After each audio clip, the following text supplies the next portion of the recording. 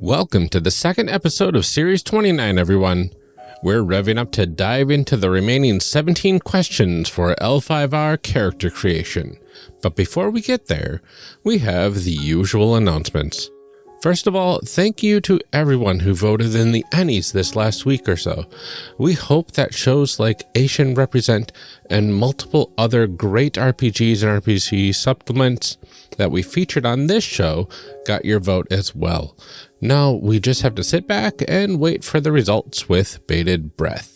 Secondly, we've been getting a lot more reviews on Podchaser lately, which is fantastic to see. Why Apple Podcasts can't make leaving reviews as simple as Podchaser does, I don't know. But if you have a few moments, you can easily leave a review there from your phone, from your computer, pretty much any browser basically. Of course, Apple Podcasts helps the best because it is the biggest market. And every 5-star review greatly helps us in the rankings and definitely helps others find the show. Whether you are in the US or in any other country, your reviews really mean the world to us, and we'd really love to hear from you that way. If you've already left a review or don't want to go through that whole process, which is fine, think about introducing a friend to our show or to people seeking recommendations online and see if they'll give us a listen. If you're new to the show, welcome. We're really glad you could be here with us. Now, since it's just me here, we'll forego reading one of your reviews, since we like to do that when it is both Amelia and myself here. So for now, let's just get back to the show, shall we? Enjoy.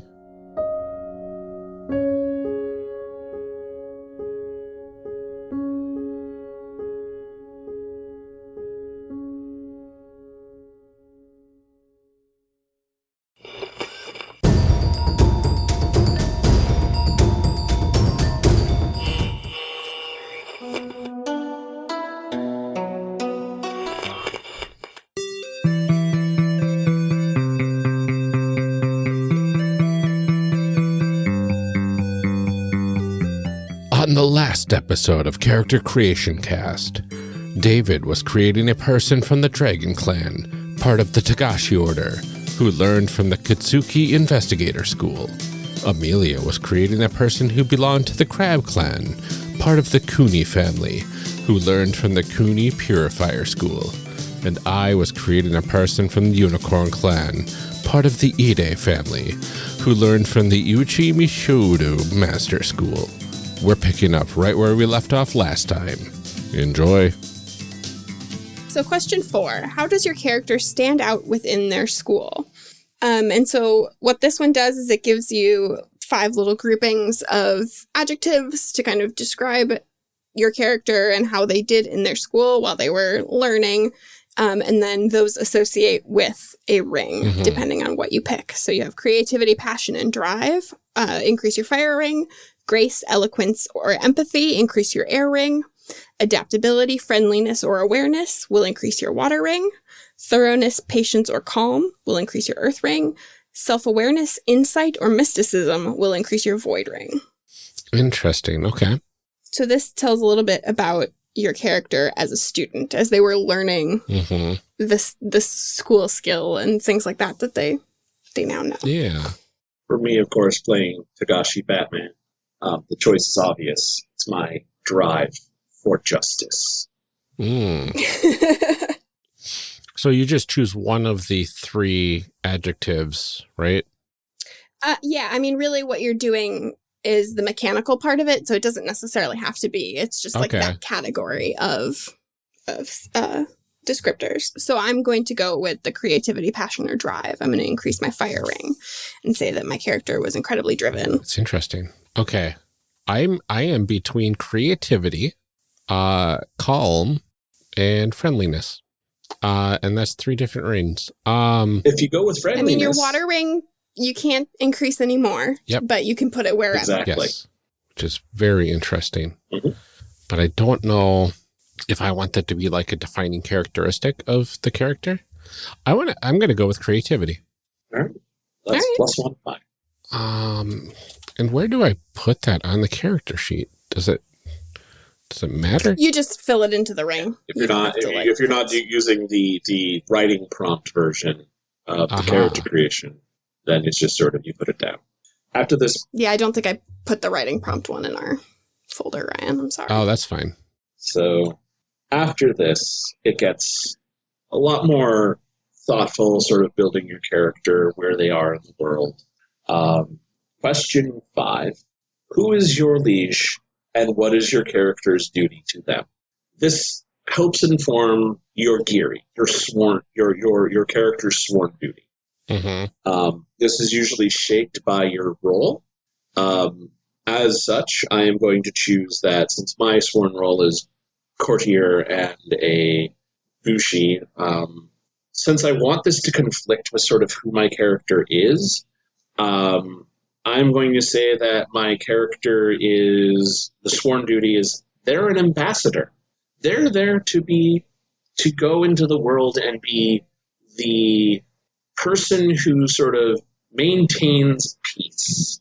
So that would be my giri, would be ambassador, and I would have the room to sort of fill that out into deeper maintenance of peace. Interesting. I'm going to go with something. I mean, since we're not playing a specific campaign, usually when I sit down to play a game, this is something that we do in session 0, is kind of talk about like what we're going to be doing in the game, and then I try and figure out like where the giri can fit into that story so that I know that we're playing upon it and pulling on those strings. But I'm going to go really broad this time and say that my giri is to root out and destroy the taint. Interesting. So this one feels a bit more abstract to me. Mm-hmm. And yeah, this is a story prompt. Okay. This is also usually when you have a GM, the GM will be like, this is your role. What is the specifics? Yeah. Okay, so this is a person who is my lord. This is a person that my character is sworn to. Yep. And what's my role to them? Are you the traveling wizard who delights their family? Are you a teacher? Are you an investigator? Are you somebody who's been tasked with exploring the world? I'm going to go with tasked with my character is tasked with mastering a new instrument that was found. Excellent. That is very, very reminiscent of a violin. Very cool. So would I put that then under my giri? Yes. So your giri is what your duty is. Now, keep in mind as you're picking this is something that your ninja is your personal goal, like the thing that you want to pursue for yourself. So you want those two to be in kind some of level of conflict. Okay. I got it, I think. So the ninja, that one's going to be also kind of abstract, make it up story prompt wise, right? Yeah. Yes. Mm-hmm. Awesome. And again, the question 6 is, what does your character long for, and how might this impede their duty? So again, it's not just are you building your ninja in this question, your character's heart's desire, but how does that get in the way of doing your job? Mm-hmm. So for me, very easy. My character must pursue justice. But unfortunately, the person that I must pursue justice to take down, I can't. I'm an ambassador to their court. You can't kill the crime boss whose court you're in. That's just rude. I have to do it another way. Amazing. For me, I want my ninja to be a desire to learn more about the creatures of the Shadowlands. I think my character thinks that we have sort of stagnated on the level of knowledge that we have, and we've just decided as Cooney that we know all the things that we need to know, and that's that. Whereas my character thinks that there's more to be gained there and more things that we need to understand. But you know, if you're supposed to root them out and destroy them, that doesn't leave a whole lot of time for studying them. Okay, I'm gonna change things up. Okay. To make it more in line with the theme that I'm going for that I haven't stated yet. I know what it is. I know you know that it is. But that's okay. We'll straighten it on for people that haven't heard me talk about this before. So I'm going to change my Geary. Just trying to get the names of the daimyo. Daimyo? Daimyo? Mm-hmm. Okay. And that's like the clan family daimyo? So daimyo is, in society, in Rokugani society, anyone who can command fealty. Okay. That usually means that they have some form of landed holding. They might be a governor, they might be a head magistrate, they might be the head courtier, they might be the commander of an army. Basically, it is your command is somebody who can command others to serve them, if those others are samurai. So my sworn duty, I'm changing it to be a little bit spicier. Protect the daughter of the great family daimyo. And my desire, I want to say to live peacefully with my one true love. That works. Is that the daughter? We don't know. Mm-hmm. So the next question does get it has a crunch aspect to it. It's not just a writing prompt. Question 7. What is your character's relationship with their clan? And this is sort of to reflect, how does your character feel about what their clan traditionally values? And what this question asks is, do you agree with the values of your clan? In which case, you would get +5 glory, because reputation. Or do you fundamentally disagree with the teachings of your clan? In which case, choose a skill in which you have 0 ranks in. You gain 1 rank in that skill. Why? Why is that skill a manifest of your disagreement?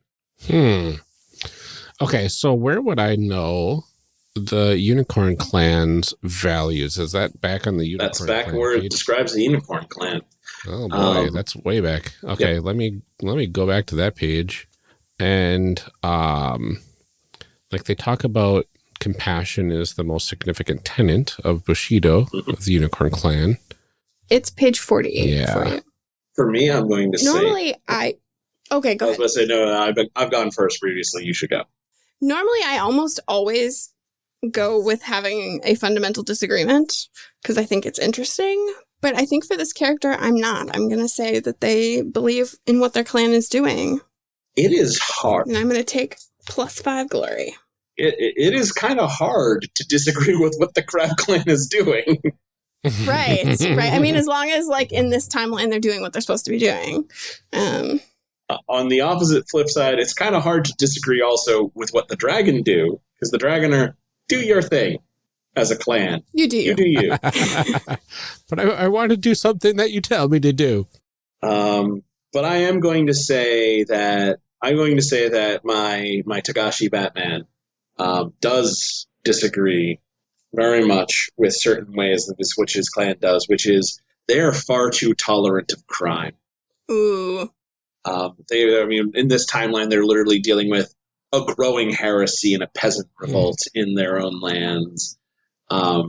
This is obviously like they need to be less tolerant of these things. Mm-hmm. And You're playing FBI Rokugan over there. no, as I said, I'm Tagashi Batman. It's interesting. The unicorn, from what I'm reading, it seems like they're kind of against the traditional Rokugani politeness in society. The unicorn spent a lot of time outside of Rokugan. Yeah.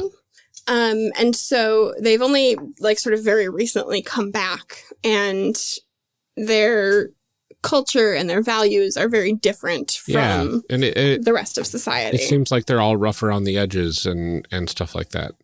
Yeah, and they like eat meat and stuff. Oh. They eat meat and sit in chairs. Heaven forbid. I'm not joking. That is a long-standing joke from the L5R community of we're the Unicorn Clan. We eat meat and we sit in chairs. Yeah.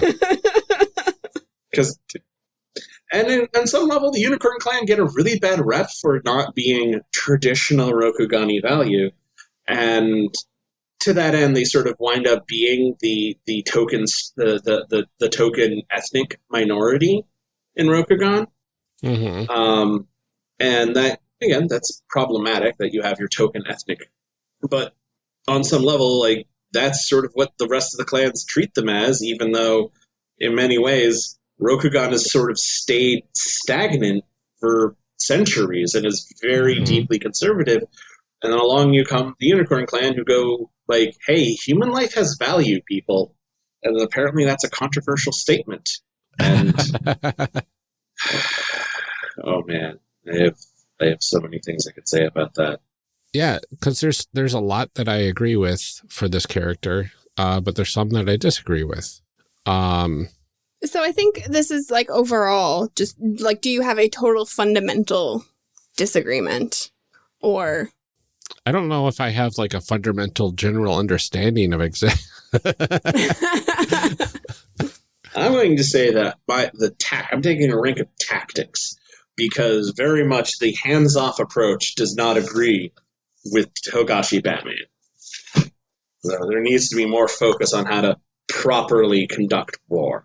And Ryan, that's maybe the other way to look at this for you if you're not sure about whether you have a disagreement or not, is to look at those skills and say, like, is there something that would represent me doing things my own way? Yeah, I want to say that this character is more refined and is more willing to, I guess, integrate with the Rokugani society and politeness and whatnot. And probably goes against their clan in terms of trying to escape like the pressures of the clan by doing performance. And then we'll pull that music into this character with a one rank in performance. All right. Question 8. What does your character think of Bushido, the code of honor that was given to Rokugan literally by heaven, as in a bunch of demigods fell from heaven, said, hi, we're having a society now. It has samurai and Bushido. Don't you want to be part of it? Some people said no. They got kicked out of their country. It's been 1,000 years since then, though. So the country that has been built since has been built around the precepts of the Code of Bushido. Every samurai is heavily, heavily, heavily indoctrinated with the belief of Bushido. And as such, you either are generally somebody who believes very devoutly in it, or somebody who really doesn't think it works. Doesn't seem like there's a middle ground there. Nope. There really isn't. So I always answer this question the same way, in which case I say, I do not agree with Bushido, because Bushido is garbage. Yeah, I mean, like, I get it, but also there's times that things need to bend. Would that mean I disagree? Generally, yeah. Okay. Then you're just, congratulations, you're a normal person. If your character diverges from some or all the common beliefs about how samurai should behave honorably, gain 1 rank in one of the following skills to represent past behavior unbefitting of samurai or deeply defied the norm. Commerce, labor, medicine, seafaring, skullduggery, survival. I picked skullduggery because I think this character is like, look, sometimes you gotta do what you gotta do. I am also taking a rank of skullduggery because Togashi Batman gets stuff done.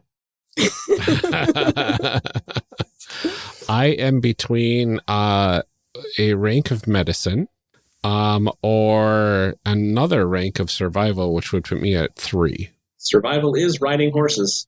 Oh, really? Yes. Yeah, the skills in this game are very broad. Because you'll notice that under each category, there aren't very many skills. Yeah.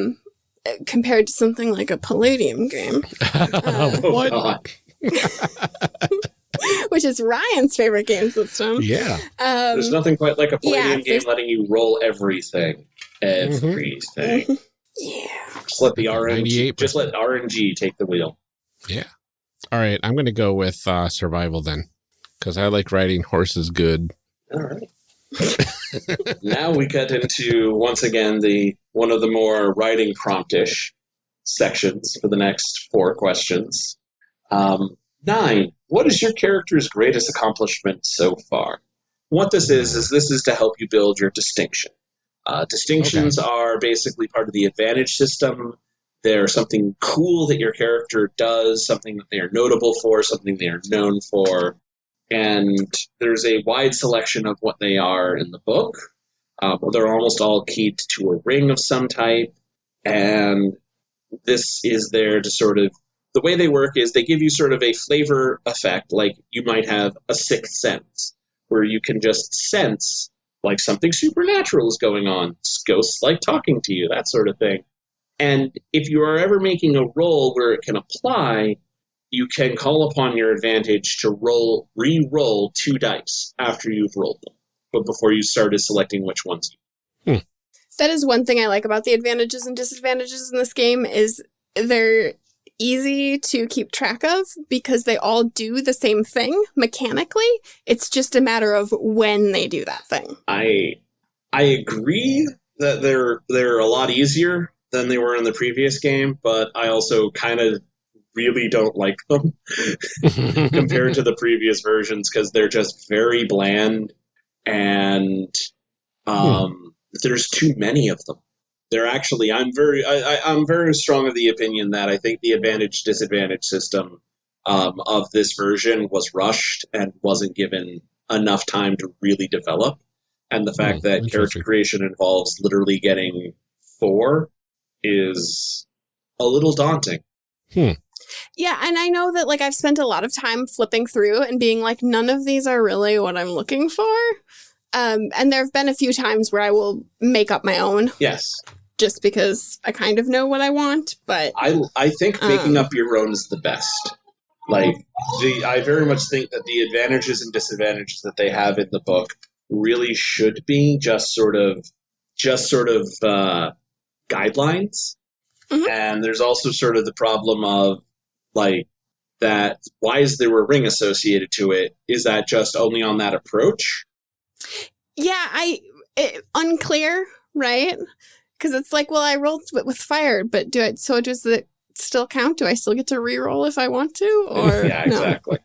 No? I think it kind of depends on your GM and how feisty they are. All that being said, I'm taking Subtle Observer because the night has eyes. Oh. Now, Subtle Observer is tied to the air ring.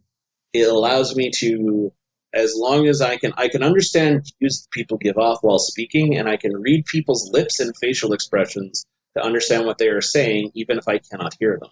The other thing it can do is whenever I perform a check, I need to spot or use small details of other people's nearby, such as a courtesy air check to reveal an unpleasant truth pleasantly, or a sentiment air to detect someone else's weaknesses. I may re-roll up to 2 dice. Okay. I am 100% making up this character as I go. I do not have a concept here. So I'm going to go with seasoned. This person has been around doing this a while, knows what they're doing. It's the scariest kind of good hunter. I have no idea. Let's see. The kind of Cooney witch hunter who has a few skeletons in their closet, and not all those skeletons are human. So this Ryan, feels... I think you want Karmic Tie. What page is that on? Page 108. 108. Just knowing where you're headed here. Okay. Let's see.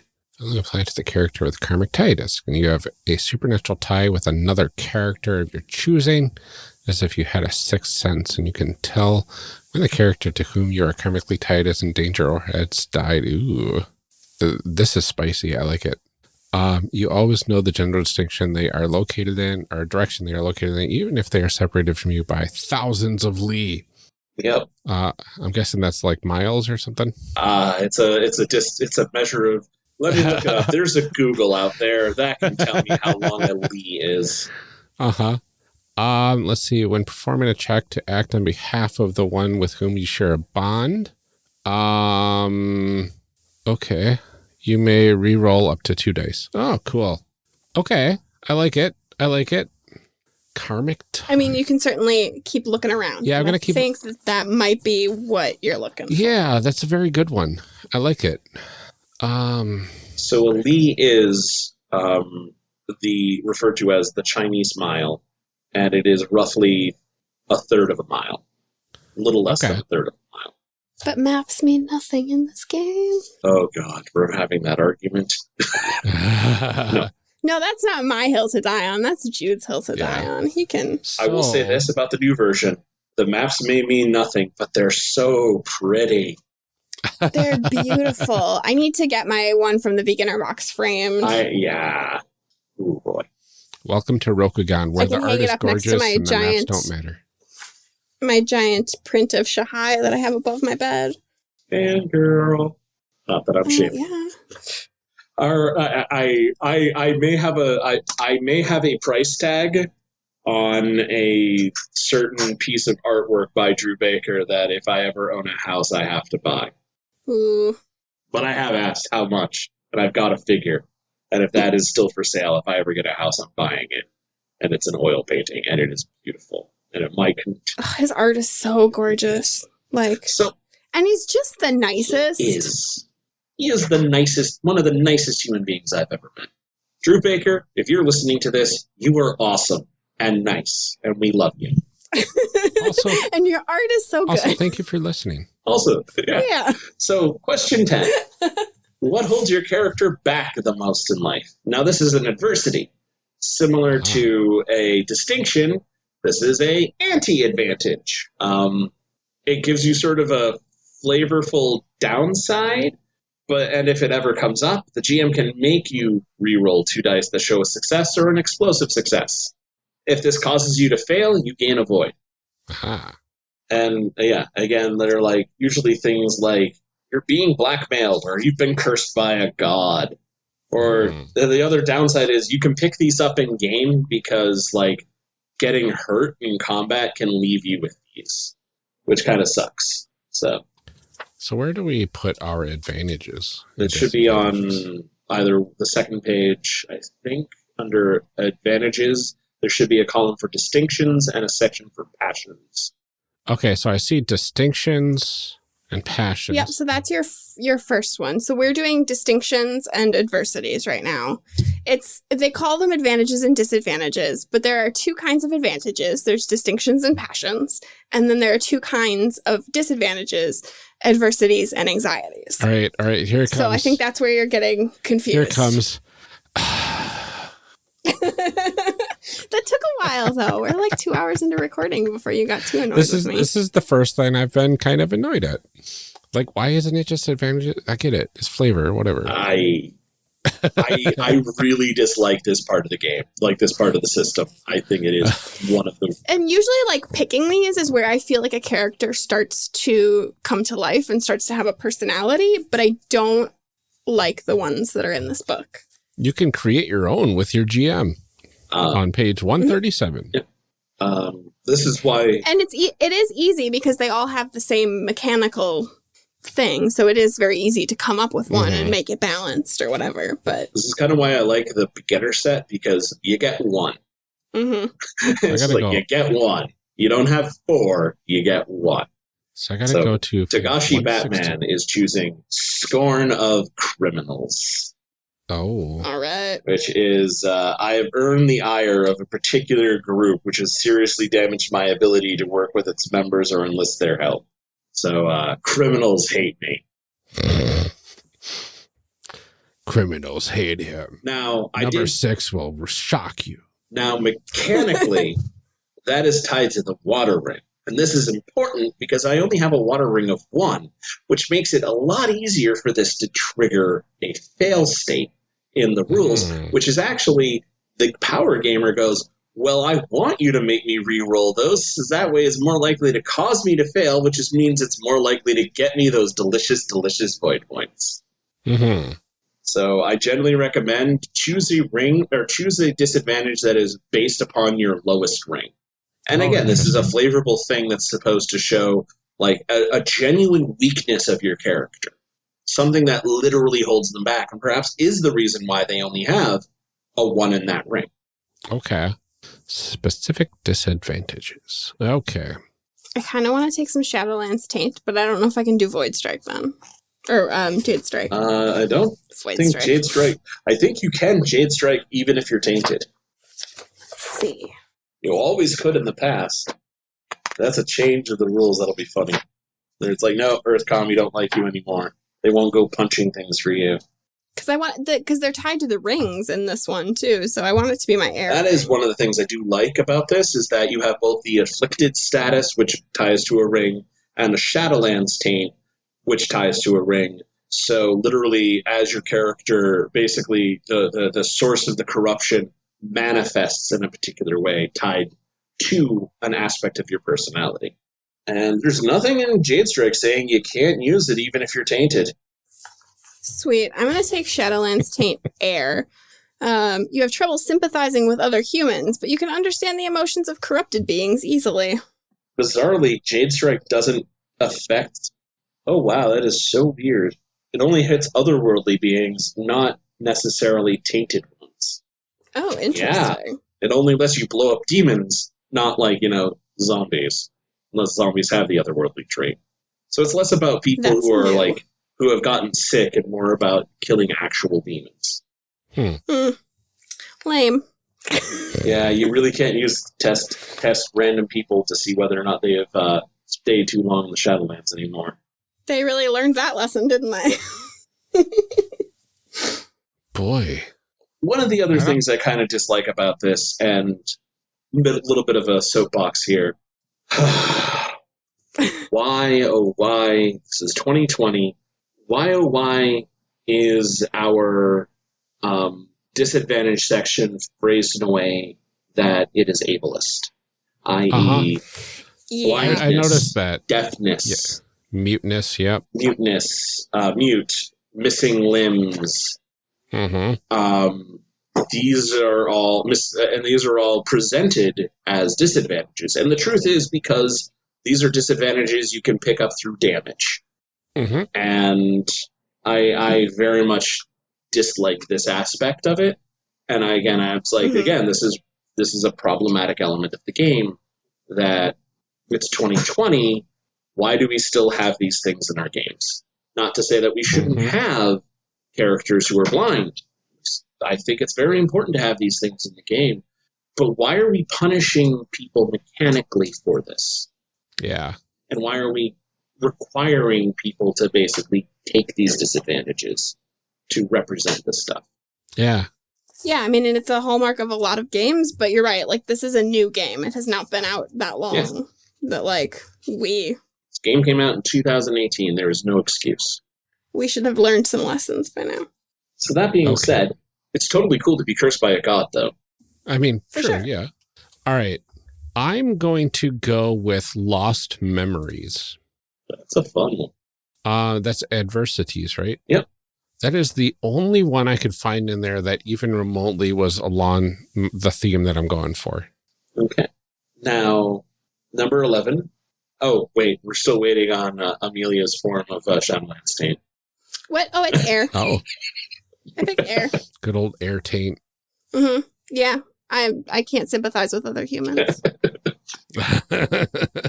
Oh, wait. You're talking about your flawed character. Yep. Sorry. That was a little mean. Harsh. Little true, but also harsh. Look, I'm doing my best. Okay. We love you anyway. Thanks. So, 11. What activity makes your character feel at peace? And what this is actually probably the easiest. It's a passion. It is something your character does, and when they get to do it, they get to lose 3 strife. Basically, and it's just a way of just lowering strife. Really, the trick is choose something your character does to just calm down. Interesting. Or something they can, like maybe it's a daredevil. When you choose something that's really stupid and risky, you lose a bunch of strife. Or maybe it's fashion. Maybe it's gossiping. Maybe it's ikebana, the manly art of minimalist flower arranging. Maybe, and it's one of those things of this also has sort of rings tied to it, which, while mechanically they don't really do much, it winds up being sort of a suggested approach to a particular skill.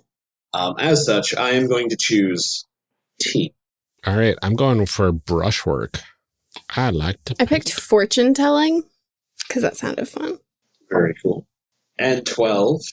What concern, fear, or foible troubles your character the most? This is how we create anxieties.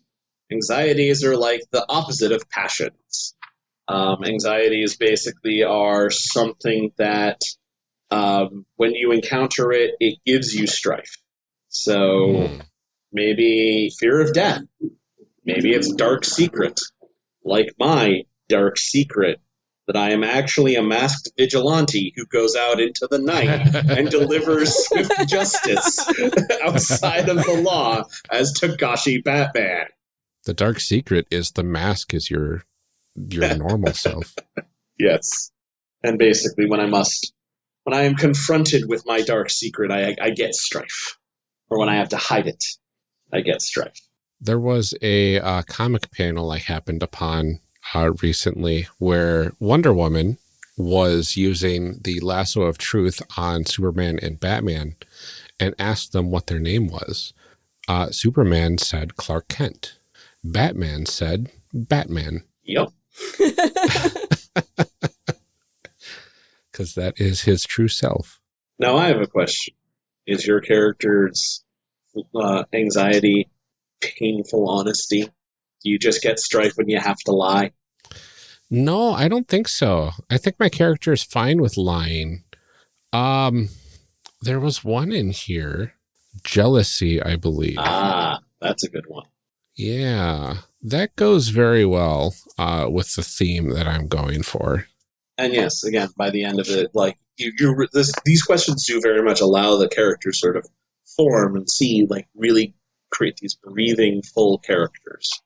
I'm also going to go with Dark Secret. That Dark Secret being that I have some Shadowlands taint. Yeah, that's not, yeah. That's a twofer right there. And so... Won't get me into trouble at all. Taint no thing. Oh, yeah, I already made that joke. You did. Ooh. So, the last of these section, who has your character learned the most from during their life? And this is basically your opportunity to have an NPC that means a lot to your character. This is your mentor figure. This might be your teacher. Maybe it was the older student at your school. Maybe it was the wise old monk who would come to your village. For me, it's going to be my family's retainer, because my parents are dead, and I was raised by their butler, like you do. Can I pick my karmic tie as this most important person?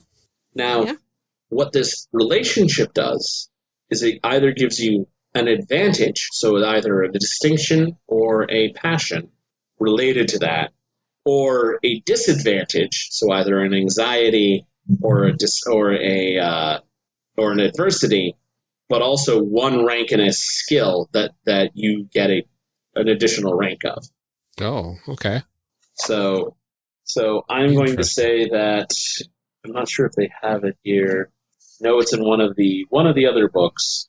They don't have it here, but I am going to say I'll take the advantage servant, and I have Alfred.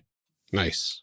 His name's not actually Alfred, but all right. So this is who they. Okay. So does it have to be a skill that you have 0 in, or is it just one rank one? I think it just one rank in a skill. Oh, cool. Yeah, I think it's any rank in a skill. I don't think it's a skill you have 0 ranks in. You can literally get, you can go to rank 3 ranks, and this is one of the ways you can get to rank 3 of a skill. Yes. Yeah. So, I'm going to show my hand here a bit and say that this character is named Haruka, and she is my character's one true love, and she's also a otaku battle maiden. So was this an ally? This is an ally. Nice. Yep. Yeah. So I get to choose if this gave me an advantage or a disadvantage and an extra skill, right? Yes. Okay. So disadvantages are on page where? 111, 115. Yeah, they start at 115. Okay, 116. There we go. And this could be from either of them, right? The anxiety or... Yes, either anxiety or adversity or... Okay. Yeah. Or, yeah, if you're picking a positive. And my servant's name is Hoshu, because Hoshu, Atsuka Hoshu, is the voice actor for Alfred in the Batman Ninja film that came out in 2018. Oh, that's amazing. Yeah. But it's a good source to get Japanese names. I mean, that's true. So I picked Whispers of Failure. I think I had a teacher who was incredibly hard on me and just did not think that I could do it, partly because I was not doing what I was supposed to be doing. Well, you did have to get tainted somehow. Right. I am going to find a name for this person because I thought this through. I pulled out the good old 3rd edition book, which just has a whole page and a half of names. Ah, that's why you needed the 3rd edition book. Path of Waves also has common Rokugani names. Oh, really? And common non-Rokugani names. So I don't know where that book is right now. Oh, it's over there, and I can't reach it. Let's see. It's also why I'm now Togashi Koichi, because Koichi Yamadera is the voice actor for Batman in Batman Ninja. Okay.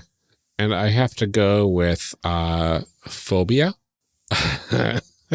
Yeah, we'll go with that route. I'm going to go with phobia. Right. A fear of, what was it again? Wasn't it some kind of fish or something? It was like the water cucumber or something. What was it? Sea cucumber. Yep, sea cucumbers. Fear of sea cucumbers. Are you impressed that I remember? I'm very impressed. Fear of sea cucumbers? Yes. If that ever comes up, I would be impressed.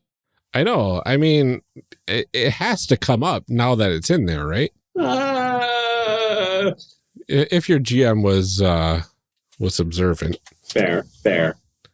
All right. And then choose a skill since you chose a disadvantage. All right. So I am between another rank in melee to put me up to 2. It's not bad. A lot of spells use theology, though. Oh, interesting. So theology is good if you want to be a caster. Yes. Of sorts. I don't think I want to be like great at casting spells. I want to be great at... No, you know what? I think I do want to be better at casting spells than combat, maybe. That's hard to say. Ryan? Yeah? We don't have to play these characters. I know. It's fine. There are no consequences to these. Follow your heart. You're going to go with what makes more sense. Haruka is a Utaku battle maiden and probably gave me many pointers on wielding a weapon. Nice. Question 14. We're in the home stretch. We're almost there. Oh my gosh. What do people notice first upon encountering your character?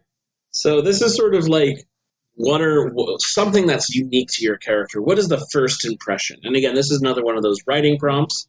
Mechanically, there's nothing particular to it, but it is sort of your personality, your habits, and your quirks. Also, choose one aesthetic accoutrement that your character carries or wears most of the time. This is a personal flair that might accent their striking features or stand in contrast to them. I mean, the obvious is that I have to have a mask. But you're not a scorpion. I'm not a scorpion. Scandals everywhere. Is it the mask of a bat? No. No, but only because bats have different connotations in certain cultures. It is a laughing oni. It's also trademarked, so you don't want to get in legal trouble. But the laughing demon mask is one of my go-tos for like characters who who are secretly not very well-adjusted people who can barely, who have troubles at acting, acting like a well-adjusted person who doesn't want to kill people. I generally give them the laughing demon mask because it works. There you go. So I do say my favorite scorpion mask to this day in L5R remains Shishiro Yadoka. In fact, you know what? No. I'm not going with the demon mask. I'm going with Shishiro Yadoka's mask because it's ridiculous. Nice. Shishiro Yadoka doesn't need a mustache. Shishiro Yadoka's mask has a mustache. Incredible. That is amazing. All right. I'm going to say my teal hair. Ooh. I'm going to keep it simple and say that I have, like, meticulous, perfect face paint. All the better to cover up the secret signs of the taint spreading. Mm-hmm. Right? And I've got I have to think of a personal item that goes along with I've got a cerulean-colored bow that is part of my accoutrement. It's like a dark blue. All right. Yeah, I'm going to say that I also have a small notebook that I will not let anyone look at. But you always carry. Right. It only has... I'm constantly writing in it, but, like, will not let anybody read over my It's literally just a bunch of stick figures. My plans, stick figures. All right.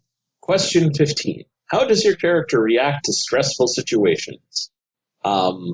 Basically, this is your default unmasking that they sort of give. Like, this is to sort of get you in the mindset of thinking how your character would unmask. What is their go-to emotional response when they must be emotional? And part of me wants to go like terrifying people. That makes sense. Just suddenly have a very deep voice. Suddenly have a very swear to me.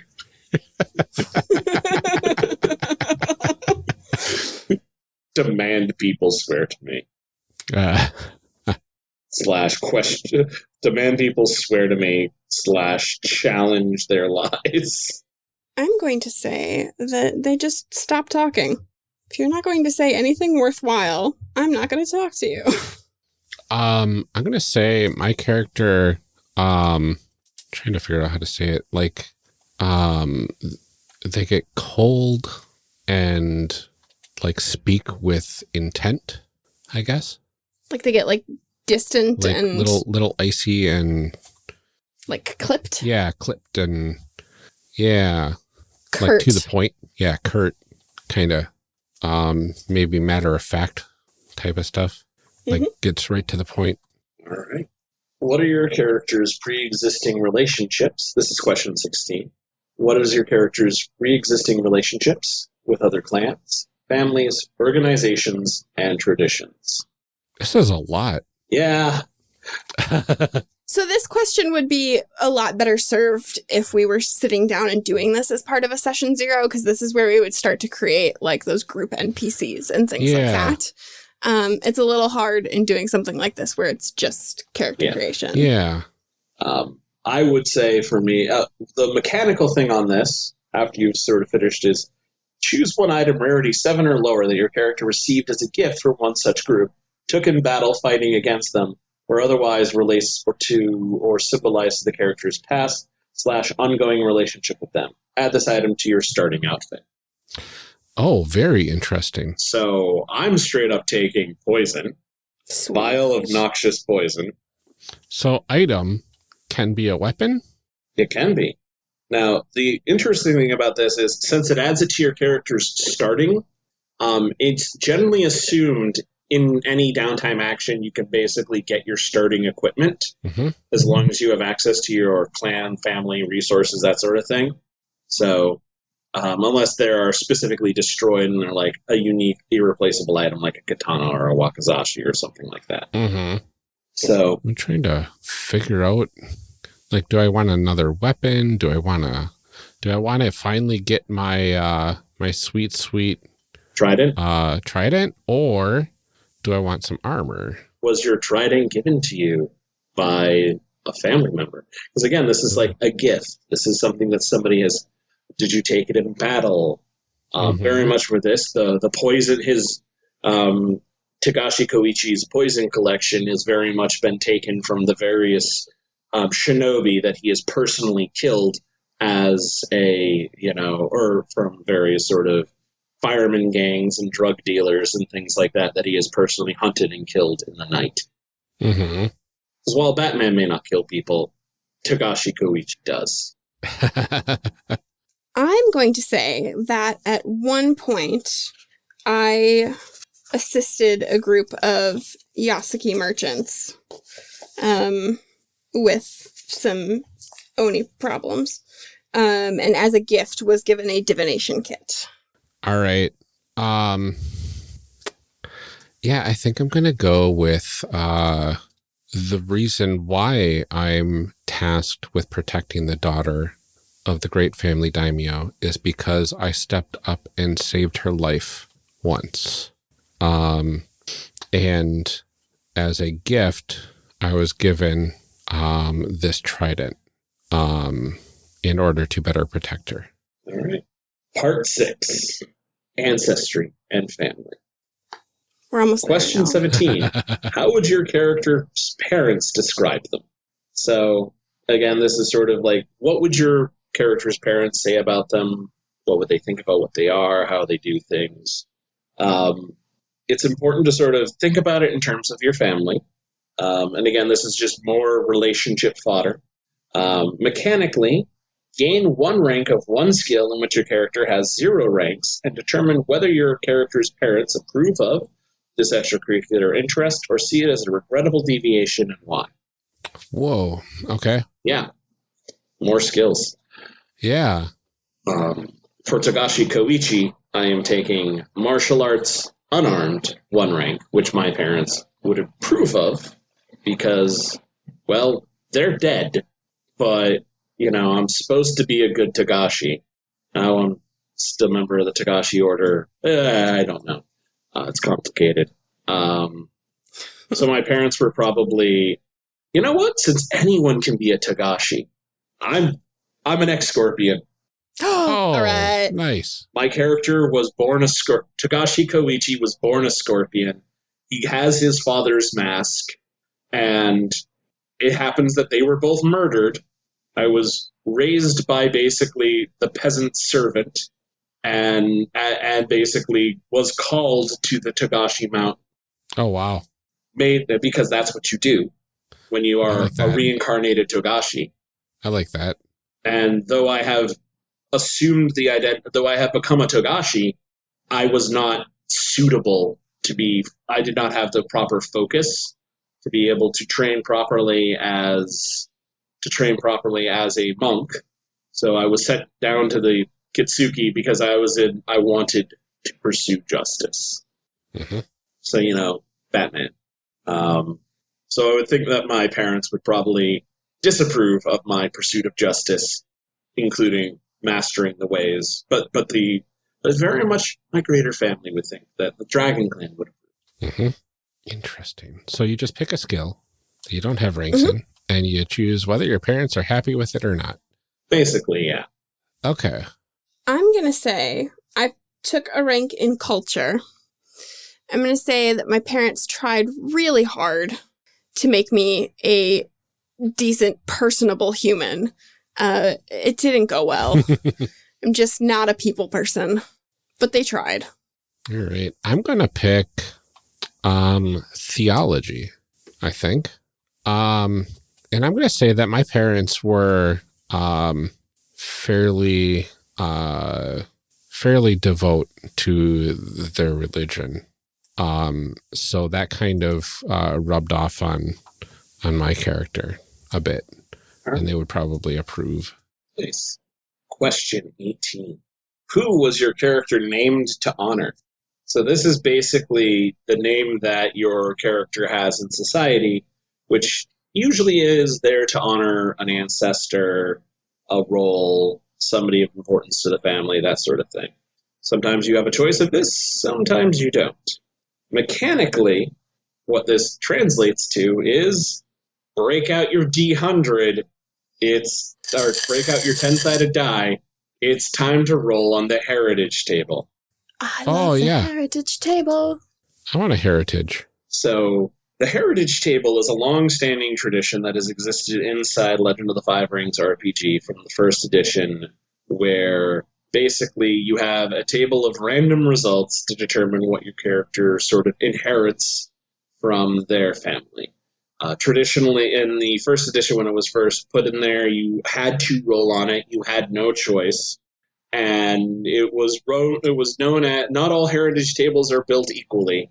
And the joke was that if you were a Phoenix Clan character, you could accidentally wind up rank 2 at character creation or dead. So, and like half the things on the crab list got you randomly Shadowlands tainted. Not everyone, again, it was like not everyone's chart was built equally. For this version of it, they have a centralized one, which not all results are equal, but most of them are a little bland. I'm not going to lie, it's not as fun. It really isn't. I loved the heritage tables, and then like the supplement books obviously had different ones in them, so you could get like really weird stuff. I ended up getting Ishiken for free when I started my first Phoenix character, so that saved me like 12 points at character creation. That's also the one that could start you with Momoku, which literally is you can't spend void. As a note, it's the same roll to like get to the subtable that could give you either of those. So I have the chart in front of me. Okay, so we roll twice and we choose one, right? Is that right? And basically it involves usually you roll one and that determines, and then there's usually a secondary roll. Okay. But you basically roll it all the way through. And then you roll again, depending on generally what your... Yikes. And... Okay, so I got 4 or 7. So 4 is Dynasty Builder. One of my ancestors was instrumental in the rise of a powerful lord. Or 7 was Elevated Service.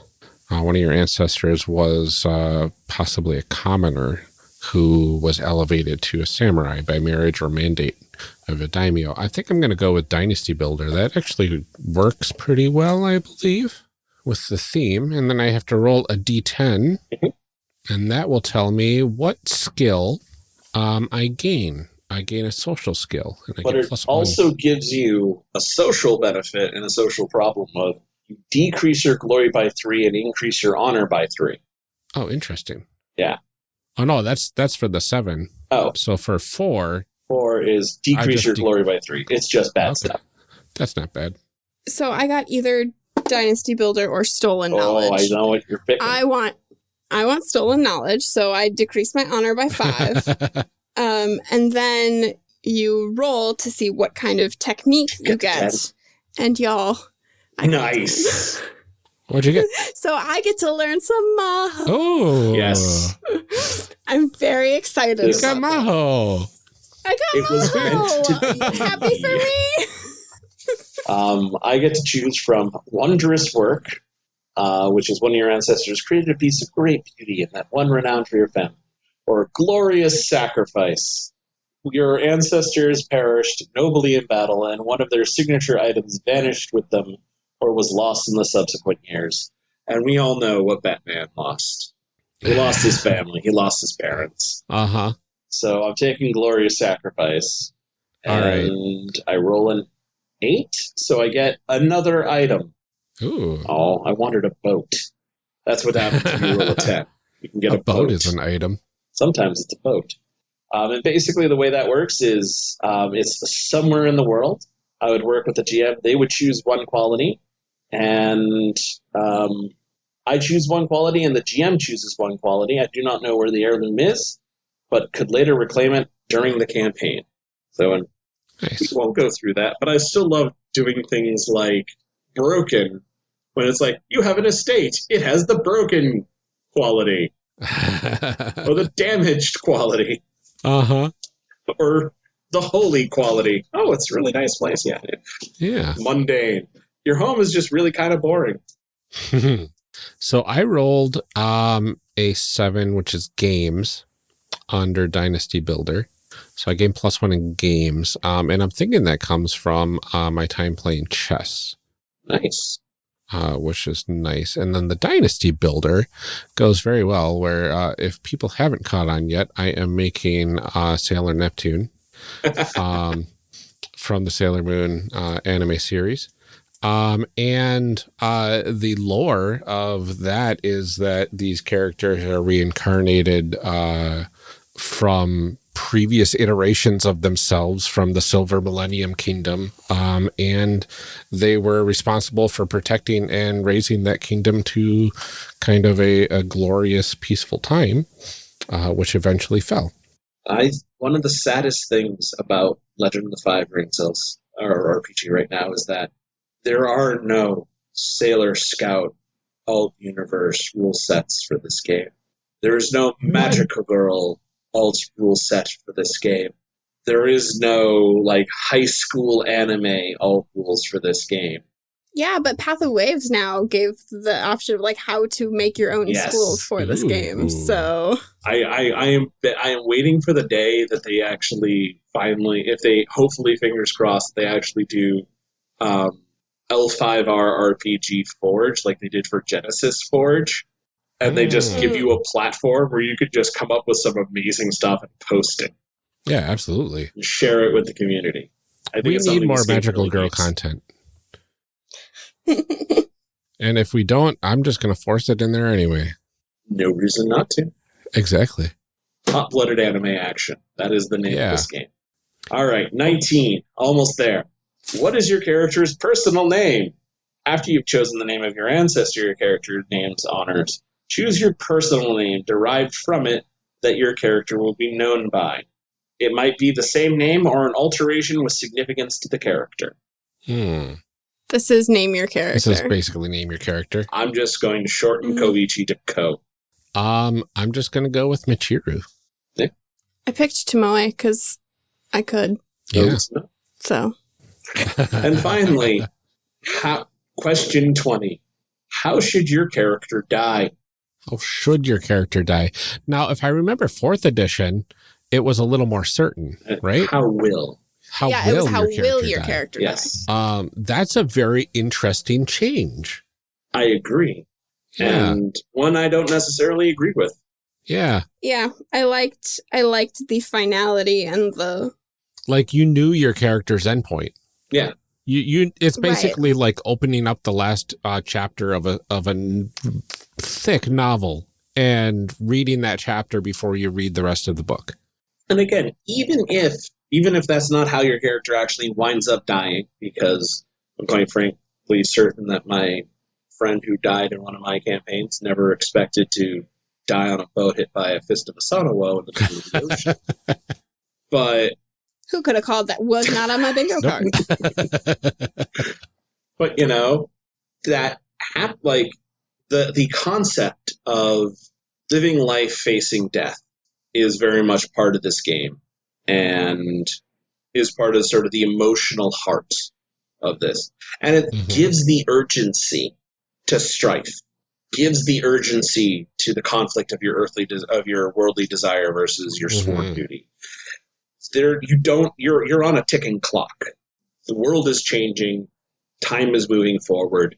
Nothing is permanent. Embrace the moment. I think it does a lot to set the tone of the game that this is not a fun romp. Oh, it is a fun romp. This is, in between, there are fun romps. But yeah, that there is a very serious overtone to the game. Memento mori. Remember, you will die. That being said, Tagashi Ko would probably meet his end likely... part of me wants to say his hands wrapped around the murderer of his... the throat of the murderer of his parents. But unfortunately, he is too tragic of a figure to die in such a glorious way. Ooh. He would very likely die an old man alone in a castle filled with memories and regrets. Oh, nice. I like it. And the world ultimately not remembering what he did. Oof. Unless he trained a protege to take on his mantle. Well, of course. But then they wouldn't remember what he did. They would remember what the mantle did. Yes, hopefully. But hopefully he will be free of the pain that I must grapple. So for Michiru, I'm going to say, how should Michiru die? Sacrificing herself to save the ones she loves. For Tomoe, I am going to say they are going to die at the hands of a Shadowlands creature that is, in the end, not so unlike themselves. All right. Whoa. We did it! Yay! Okay. Yay So for us. where do we spend experience and... No. That's it. Okay. We're done. Wow. That's 20 questions to create a single character. Yeah. That's a wild ride. But I feel like we know a lot about them. Yeah, I think so too. And I really liked the path that our characters took, and I'm so happy that you got Maho. Me too. I'm very happy for you that you're dabbling with blood magic. Well, it explains so much. Thank you. Thank you. That's amazing. Well, this is a fun group of characters. Yeah. It is. We got a vigilante, effectively, a magical girl, effectively, and the blood sorceress, effectively. What more could you? Exactly. Who, by the way, has the job of destroying the Shadowlands. Yeah, well, You know. But I think we all created very realistic, very fleshed out characters who ultimately, at the end of the day, would live lives filled with drama and angst. Yes. And So much drama. so much That's awesome. All right, should we wrap up this portion? Yeah. All right. All right. Well, David, thank you so much for joining us for our character creation episodes. This was so much Thank you fun. for having me. Do you want to remind people where they can find you and what you are up to? As always, you can always find me at Cardboard Republic under Dave of the Five Rings. You can also find me on Twitter at SNDWURKS, Soundworks. I do a lot of my work both on those spots, and as always, look for me as David Gordon Buresh. I crop up in the strangest of rule books. Awesome. Well, this was really great. Thank you for joining us. Thank you, everyone, for listening. And please join us on the next episode for our discussion block.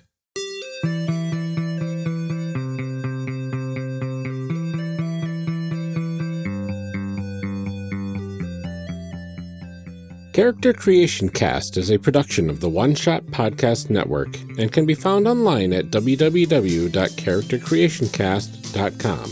Head to the website to get more information on our hosts, this show, and even our press kit. Character Creation Cast can also be found on Twitter at CreationCast or on our Discord server at discord.charactercreationcast.com. I'm one of your hosts, Ryan Bolter, and I can be found on Twitter at Lord Neptune or online at lordneptune.com. Our other host, Amelia Antrim, can be found on Twitter at Ginger Reckoning. Music for this episode is used with a Creative Commons license or with permission from the podcast they originated from. Further information can be found within the show notes. Our main theme music is Hero Remix by Steve Combs and is used with a Creative Commons license. This podcast is owned by us under Creative Commons. This episode was edited by Ryan Bolter. Further information for the game systems used and today's guests can be found in the show notes. If you'd like to leave us a rating or review, we have links to various review platforms out there, including Apple Podcasts, in our show notes. Also, check the show notes for links to our other projects. Thanks for joining us, and remember, we find that the best part of any role-playing game is character creation. So go out there and create some amazing people. We will see you next time.